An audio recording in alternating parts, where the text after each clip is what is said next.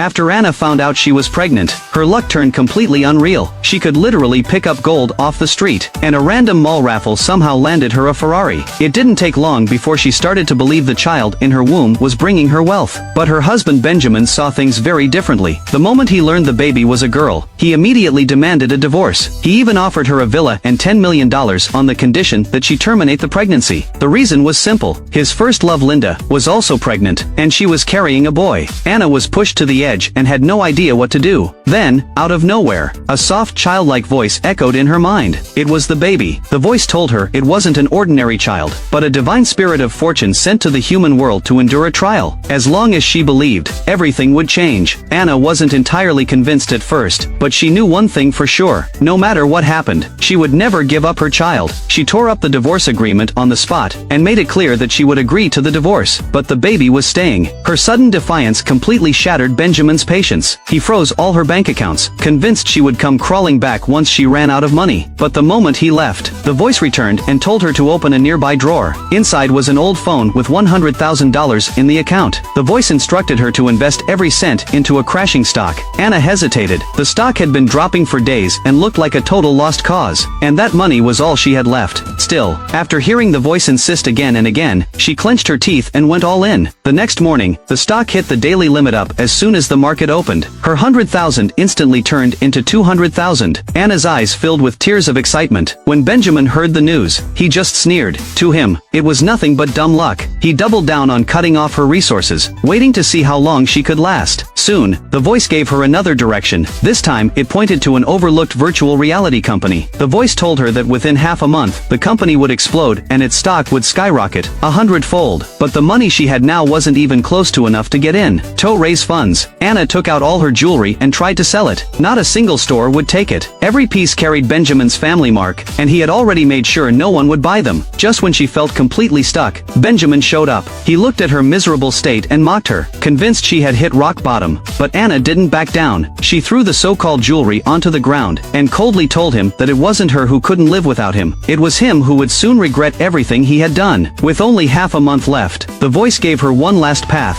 stone gambling. At the auction, she ran into Benjamin's family again. His mother was fussing over Linda, practically worshipping her. Ever since Linda got pregnant, their company's stock had been rising non-stop. They were convinced she was carrying a lucky child. What they didn't know was that the real source of that fortune was the baby Anna carried. The auction began, and Linda quickly picked out a raw stone. One cut later, it revealed green jade worth $2 million. The crowd was stunned, and Benjamin's mother became even more convinced. Meanwhile, Anna didn't make a move. The voice told her the real opportunity hadn't come yet. Then, a neglected stone was brought up. Its surface was rough, with no signs of anything valuable inside. The starting price was only $50,000. Everyone hesitated, but Anna raised her paddle without a second thought. The voice told her this stone was priceless. What she didn't know was that Benjamin's family was planning to trap her. Linda immediately started driving up the price. It quickly climbed to $500,000, pushing Anna to her limit. When the price hit $2 million, everyone assumed she would back out. Instead, she calmly called out $3 million. The entire room erupted. Seeing their goal achieved, Linda and her mother-in-law stopped bidding, waiting for Anna to go bankrupt. Anna secured the stone with a loan. The crowd mocked her, thinking she had acted out of impulse. The cutting began. The first slice revealed nothing but gray stone. Benjamin's mother immediately declared it worthless. Then the voice returned, telling Anna to cut it straight down the middle. It was the riskiest method. One mistake could destroy everything, but Anna didn't hesitate. The machine roared again. In the next second, a brilliant burst of green light exploded from the stone. The entire room fell silent. It was an extremely rare, top-grade jade. Moments ago, the people laughing were now completely stunned. Bidding broke out instantly.